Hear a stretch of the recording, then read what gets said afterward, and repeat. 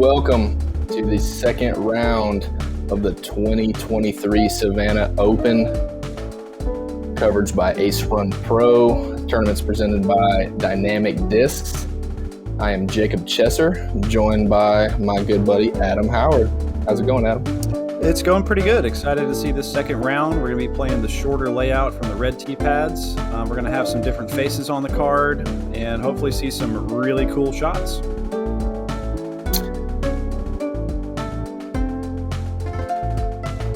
And looky here, we have Jacob Chesser tied in the lead. Martin Kneece, who is going to be a lot of fun to watch, also tied for first. And then we've got a couple other people. Zach Melton being one of them, Bejamin Burgamy being the other. Yeah, you guys are in for a treat. Martin Kneece is, no exaggeration, one of the best putters I've ever seen playing disc golf. So he's always exciting to watch him play. I can second that. He's got a really cool putting style, a lot of spin, a lot of touch. So hopefully we'll see him knock down some long ones. We already know Zach Melton there, saw him on the last round. And Bejamin Burgamy, a new face to the card. Had a great round last round, finishing at 7 under.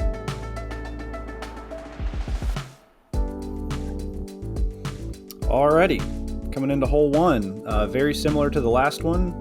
Same pin locations for every hole, but we do have different tee pads. So this one is par 3, 243 feet, still have OP road on the right. It's usually just either a straight putter shot or sometimes you can throw a right-handed forehand with like a putter or overstable mid-range on this one. Yeah, just like last round, a lot of wind. We are on shorter pads, but we're still fighting that wind. Looks like probably a zone from you, Chester, is that right? Yeah, it was a zone. I pulled it over a little too much. A little nervy on the first tee, getting covered by a couple of legends at Ace Run Pro. Looks like Martin's also throwing the forehand. Oh my goodness. Yeah, you look at the wind whipping through. It kind of pushed mine over a little bit. Martin makes the correction. I think that's a breaker from Martin.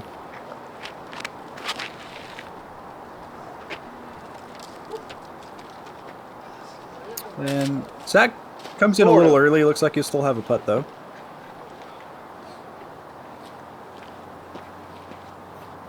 And I've never seen Bejamin play before. We'll see what his forehand looks like here. Yeah, Ben with a nice smooth forehand. I didn't get to see it finish there. I think he was up there in circle 1. I'm way back here with the worst drive on the card. Pretty solid bit, though. Yeah, gave it a good run. I had a wide open look at it. I'm kind of like my stock circle 2 jumper. So I tried to give it a little something. Yeah, Zach didn't love it right out of his hand, a little left. It's never a good feeling when you're out again. Oh my gosh. And then squeaks out the left side. Yeah, that was a lot of chains. If you liked watching MJ and Isaac play really fast last round, get ready to watch Martin Kneece, because like you mentioned earlier, if you blink, you might miss his putt. He's a guy who, he knows his stroke, and he steps up and does it. So a lot of confidence in his putt. Speaking of confidence, look at that right there. Perfect tap in, good pace, right on the pole. That's a professional tap in putt. Yeah, I felt good about that one. All right. So yeah, it's really one you want to get the birdie on. For sure. But, and Martin and Ben were able to do it. Yep, he does just that. Takes a 1-stroke lead. Still got pretty tight here. We got a lot of holes left to play. This is hole 2 again that we saw from before. Still very, very technical and tight tee shot from the short pad. It's going to shorten our distance down to 339 feet, so just under about tree 50 here. We've got a par 3, still out of bounds path on the left.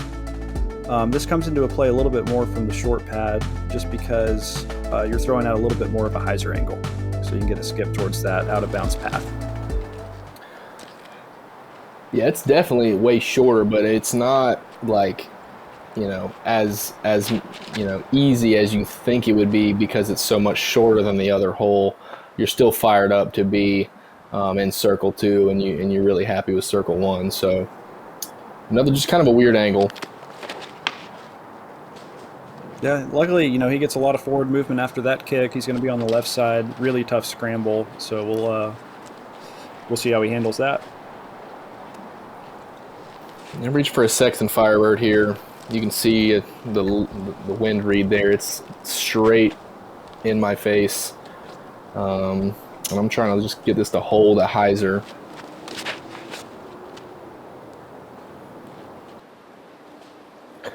And it flips my Firebird up and over somehow.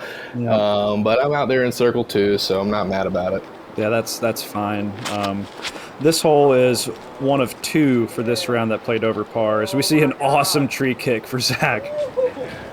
Yeah, Zach goes to his felon, I think, there. Flips it all the way over, gets the tree direction, and puts it up in near circle 1. So another good tree kick here. Got a long bid coming up from you. A lot of Anheuser. So is the wind on that one making you put it on that much Anheuser angle, or are you just trying to get around the risk? Absolutely. Yeah, it was a hard left to right, so I was trying to just put it up and let the wind just kind of smash it back. Okay. And it did, but that's just, you know, a little outside my range, so not mad about it. Great bid there from Martin. Yeah, just mashes him down just right before it goes in, but that was a good run. Oh, another strong side miss from Zach here. That was a good bit, though. They're coming out of his hand smooth. He's just barely missing them, just a little off. Kind of a, you know, just kind of non-committed bid there. He does make good on the comeback. That comeback putt wasn't easy either, especially having to be at the straddle. No. So well done there. Yeah, just a little rushed with that first one, buddy. Nice confident stroke coming back. He'll get it straightened up here. And look at that, just another picture perfect 15-footer, maybe 12-footer, maybe 10-footer. And Martin making the actual 15-footer look like he's throwing that in from 5 feet.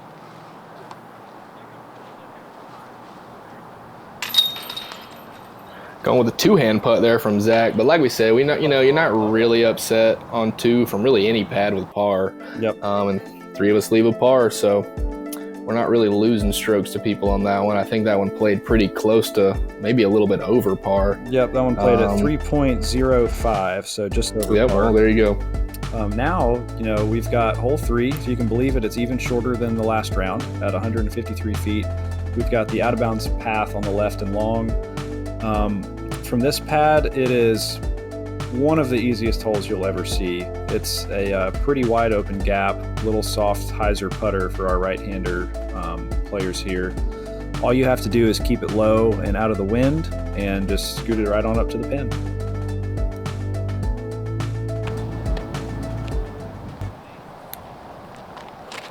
Martin going with his breaker again. Just needs to miss that big pine, and he does. Right there in the bullseye. Is this a zone for you? This is an A2. Okay, it's an A2 from me. Give it a little run. Oh my gosh. I rang it up. I did not know that was coming. That was such a good run. And you still end up in the circle. Yeah, just about kissed a chain link there. I thought I had it. But I'm still in the circle.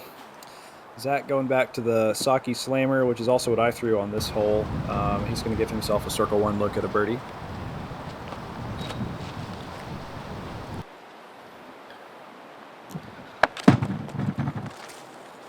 Been giving it some nice height and trying to get it a little ace run. Ends up right outside the circle. Wide open look coming back. Not a bad bid. Just missing off left time. Or left side. I trickle right out to the circle's edge. Yep. Not really a committed putt there. Got the headwind in my face, just thinking too much. Same as Ben there. Yeah, I will say that it is probably the better miss, especially with the headwind, you know, when you're putting at range, so that doesn't happen. You know, if you want to err on the low side. Right. Great comeback putt from Zach. Wow.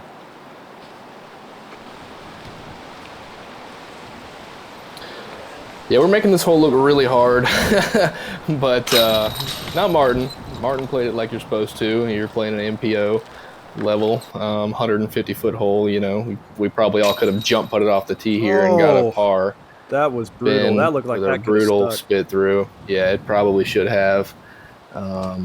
Low, soft, hyzering in. And again, I think the wind just kind of pushed it a little bit. Zach in disbelief.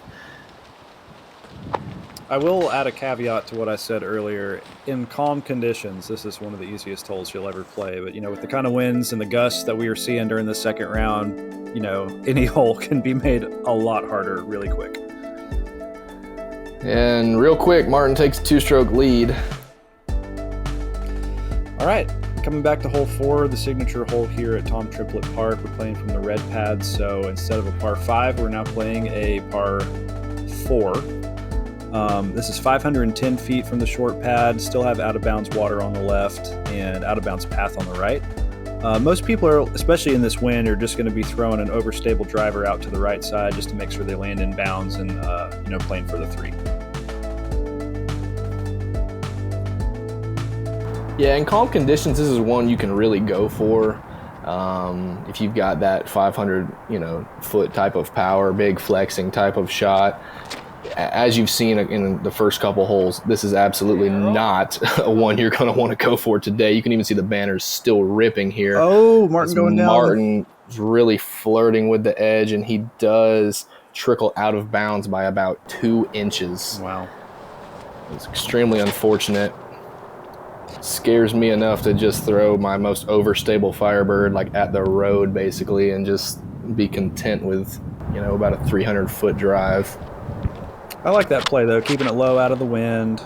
Zach doing the same thing here. He's still trusting that, hanging it out over the water a little bit. That was terrifying.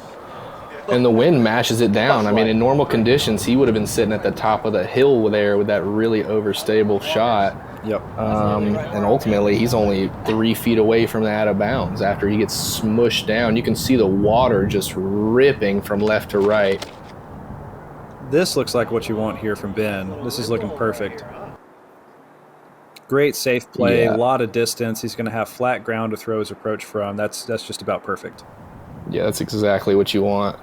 I'm up here on a little kind of incline slope, but not very far away at all. So just kind of a standstill. Picked up the same Firebird I just threw on the last hole, threw it again, and I'm right up against the railroad ties there on the pyramid.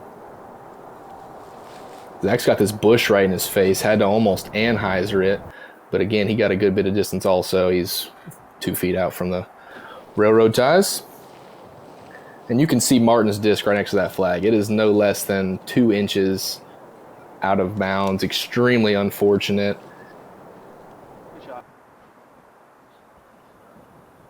But he places his next shot right up there next to the pyramid. Looking good. Good approach shot there. Even that, he's well within circle 1, but this is scary. Yep, especially with the wind on this elevated basket. Luckily, he ends up inside the mulch there. But, oh my gosh, what a putt. Martin goes ahead and runs it down before anyone asks any questions. Good putt from him. Good sportsmanship there from Zach, as always. Oh! That one looked like it got dropped right before it got to the cage. As soon as he let it go, it dropped about 3 or 4 inches out of his hand. You couldn't see it from that camera angle. That's exactly what I said to him right after. I was like, you got to be kidding me. It made me think about 2 or 3 times about that 8-foot putt I just had to make. That's pretty frustrating there from Zach, but not as frustrating as that. You got to be kidding me. Wind lifted that one up. It dropped his previous one. Oh my goodness. He's not happy about that. That one's going to stay. Wow. That is just awful luck with the wind twice. And, that one could have stuck. I mean, it was definitely high, but that's brutal. Wow. Yeah. I feel for you, buddy. There from Zach. Yeah. Looks like you picked up one there on the last hole, though. Moving into hole 5 now. We've got a 264-foot par 3, out-of-bounds road on the right, curling around back kind of behind the basket. And you've got some pretty dense woods here on the left. Again, this is just another stock hyzer, probably with an overstable putter for these guys. Depending on what the wind's doing, might go up to a mid or a fairway. But this one's pretty straightforward. And you can see all that standing water right there. So even if you can be 8 feet right of the basket, but you're gonna have to take it like 15 feet away, depending on where your disc ends up. Yep. I go with a A2 here, really overstable approach, and it just sinks into the mud here. That's a great ground play right there. You're probably, what, 20 feet from the basket? Oh no, less than that. My footing's gonna be on the bridge, on that metal grate bridge, actually. Oh, that's great. That'll save you. Yeah, no pun intended there. Ha ha. Martin going in just a little bit early. He'll probably be just inside the circle there with a little bit of an obstructed footing. Ben hanging it out wide, trusting the disc. This is kind of what you want to see as long as it has enough finish on it. Go, go, go. Oh my goodness. We were wondering how that happened. Wow. Wind just kind of blew it back in, just barely touching the edge. That road right there is still pretty new and very slick, so you don't get as much grip on the disc. Zach playing it off the street as well. Yep. Right there next to Ben's. So we've got everybody inbounds. Looks like Ben's everybody up first. Inbounds. Taking advantage of his meter from the out of bounds. Oh, that was such a good bid.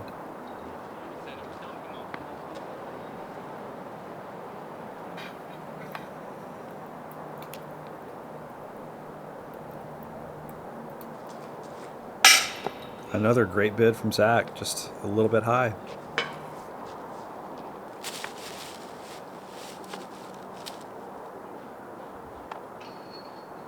Martin right here just in circle 2. No problem. Real committed, so confident with his putt. Floaty, a lot of glide.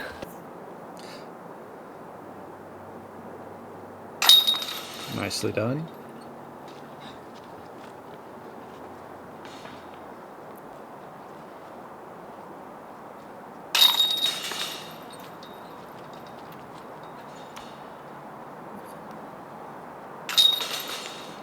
There we go. Zach with the short arm putt there.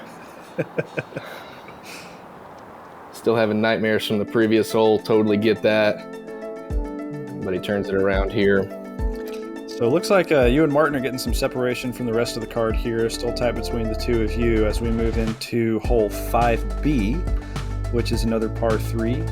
318 feet. This is the only other hole that averaged above par for this round at 3.02. Again, this is a very tight technical hole. I would imagine either a mid or a pretty straight fairway driver for most of our players here. Yeah, and as you watch the drone fly by, anywhere off the fairway is just, essentially jungle. If you get off at all, you are going to have a tough scramble to get maybe just back to the fairway. If if you can get into the circle off the fairway, that's fantastic. So here, I'm going with the A2 again. Yeah, you've got kind of two choices. That inside gap that you took with more of a flex line, and that's a great shot there. Or you can throw the hyzer out to the right and take more of a wider line. Looks like you and Martin are both electing to go on the inside, which I think is the more popular play. Oh my goodness, that almost Martin flashing the chains. What a shot. Correcting from mine, giving it a little bit more height. And Ben just not going to tick off that tree. Yep. He's over there on the edge of circle.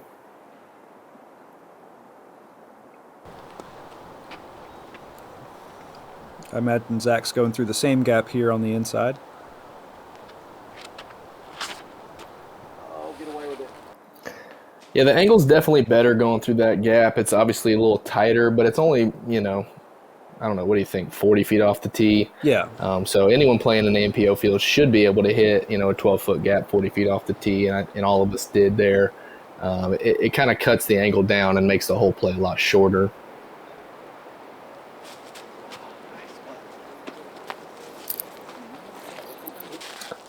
Zach just hanging on to it a little bit too long there.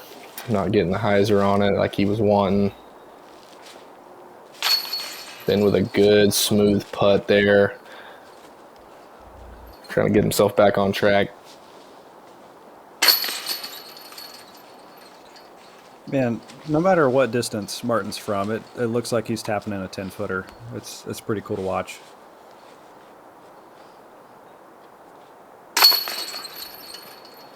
Thanks.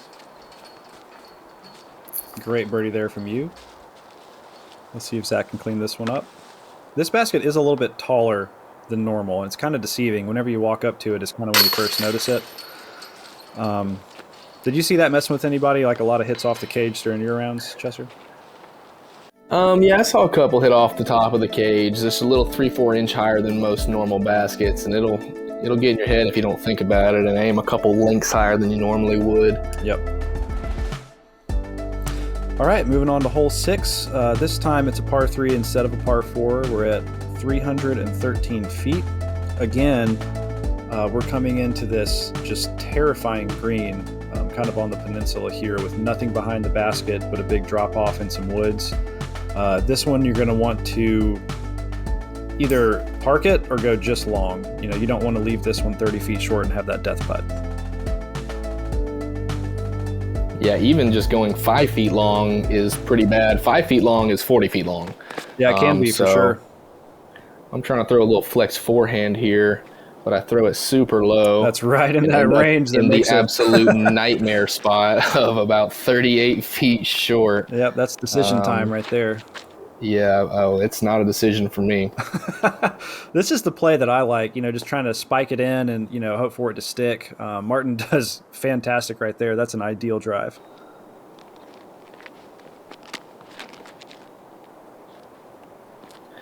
Been going, looked like he was trying to go with an Anheuser and it came out of his hand flat. So it finishes way over there to the left. He's not really even going to have he's going to have a wide open look for birdie, but he's not going to take it. Zach going with a flex forehand as well. But kind of like Ben, he doesn't get the Anheuser on it, comes out flat and ends up over there in that same kind of spot. You know, this is even a scary layup. You know, you've really got to match the angle of the ground here when you land. Ben does that fantastic. You know, if you land with too much hyzer there, you can easily pop up and roll to, you know, 40, 50 feet, even on a layup. Yeah, Zach with the left-handed hyzer coming in, it's a lot scarier because his is going to be coming in kind of perpendicular to the hill angle. He's giving it a run. Sits it down right next to whose is that? I think Martin's maybe. Yep, I think so. And love it. Lame. Boo this man. Boo this man. Yeah, you know, this is early in the round, and yeah, to me, you know, it's not worth it to go and miss, you know, airball it, go to 50 feet, hit the basket on the way back, roll back down the hill. You know, I didn't even know that had happened to Isaac in the previous round, but I just saw flashes of that happen to myself, and I'm like, if this was hole 16, 17, that's something I would consider.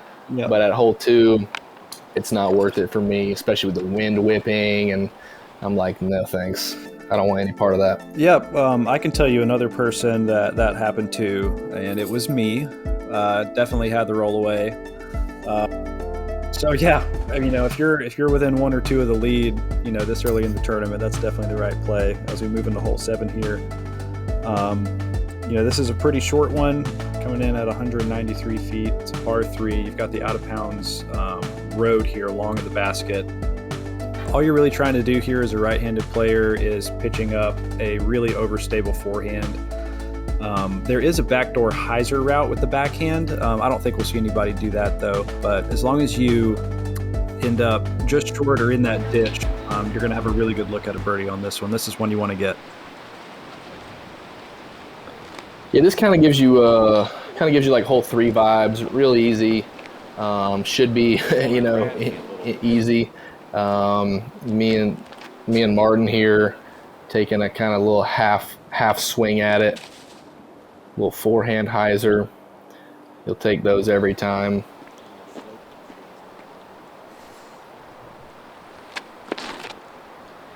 Ben taking the same line Perfect. and doing it even better. Zach doing the same thing, equivalent of a righty forehand, but kicks off a tree, ends up in the other fairway. I got rad. This is right next to a dog park, so A dog barked right as he was throwing that. He's got to wide open look here, little left. Kicks off a tree, root, jumps in off a half pipe, straight into the chains, just like you draw it up. Good googly moogly. Please run that back. We got to see this again. What kind of play does he get off this route? Slow it down. Hits off the knuckle, pops right in. Oh my gosh. Goodness gracious. That's one way to He birdie deserved that. He absolutely deserved that after what happened to him on hole 4. Yep. Is that good? I'll answer that, Zach. Yes, that was good. Oh, that's so awesome. I love it. Oh, very uncharacteristic miss there for Martin. Yeah, I'm not sure I've ever seen Martin do that before, but he cleans it up on the comebacker. This ditch really is a good collecting area, and it's a good place to land. You know, even if you're up there right by the road, you're probably only 22 feet from the basket.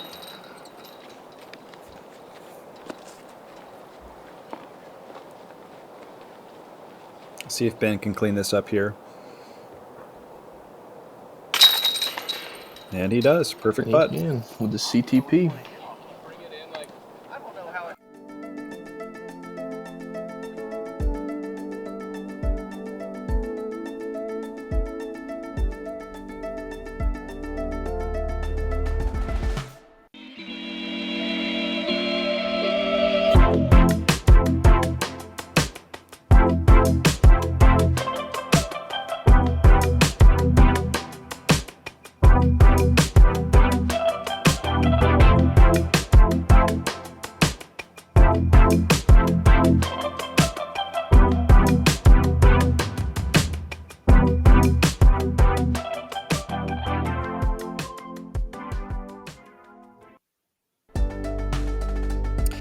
Alrighty, moving on. Hole 8, we have another par 3 here at 208 feet. This is a stock backhand hyzer for our right-handed players with an overstable putter. You'll see as the drone's coming up right here, you've got a lot of these little skinny trees that you have to contend with, but if you can get through those, it should be a pretty straightforward shot here off the tee. Zach, I would imagine, is going to go with an overstable forehand here as a lefty. Yeah, I'd say the right side is kind of the more open. You can absolutely throw something straight at it. I throw an A2 here on a pretty severe hyzer. Yep. Almost vertical. I think that's the best play here. You've got to, if you put more angle on the disc, you're kind of reducing your chance of hitting those trees. Yeah, just not enough juice there for Ben. He hits the right gap. Just didn't fully commit to it. Yeah, Zach takes the forehand just like he thought he would. I think he's going back to that slammer that he's been throwing so well.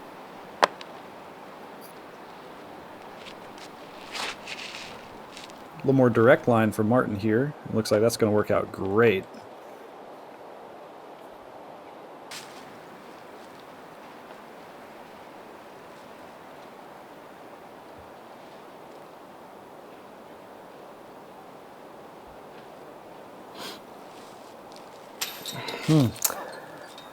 Yeah, Zach's been kind of having a similar problem here. A little, just a hair left for some reason so far.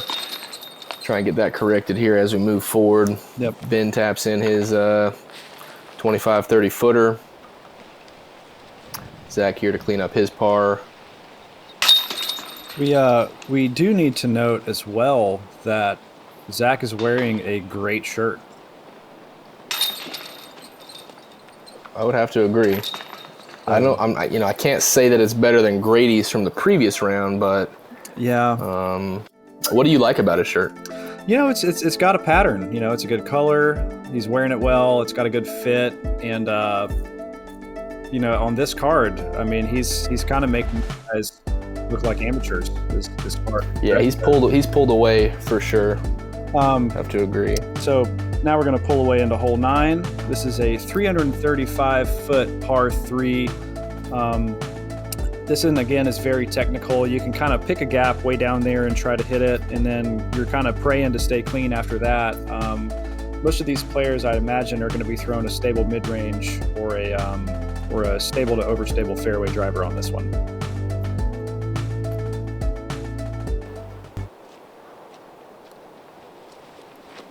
What are you reaching for here, Chesser? This was another Firebird. I just pulled it a hair. If I would have missed that just a little bit, it would have been up in circle 1. The kick kind of knocked me out into circle 2. Still should have a wide open look, I believe, from there. Yeah, this looks like Ben straightened this one out a little bit. He should have a pretty decent look to the basket from there as well, though, for his par.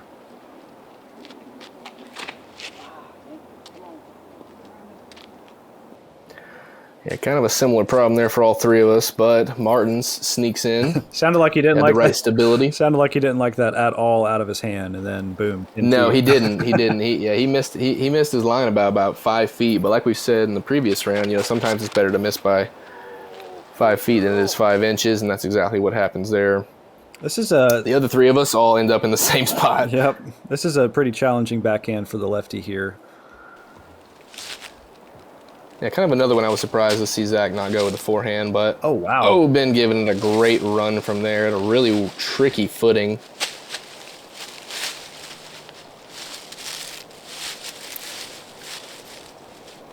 Going through the routine here, see what we can do.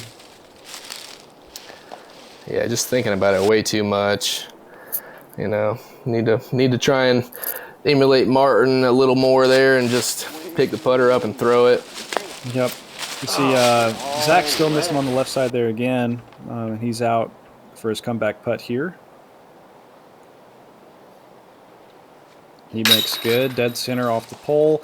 That is, that's one thing you'll see when you're watching this, the MPO field or the FPO field a lot is, these 25, 28-foot comebackers aren't, that don't seem nearly as stressful.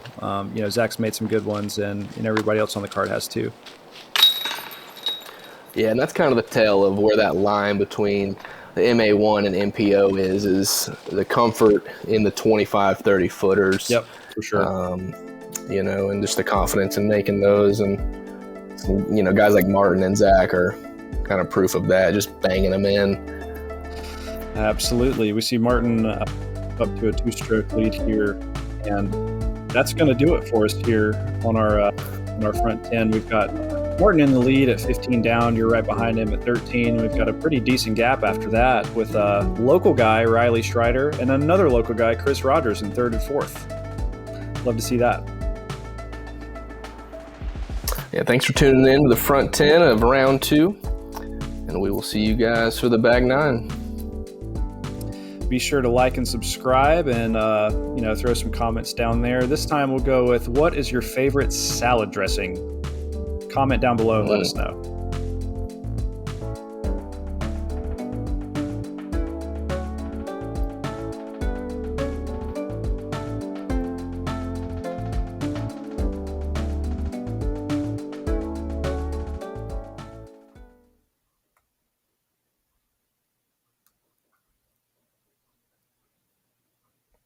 Six, 5, 4, 3, 2, 1.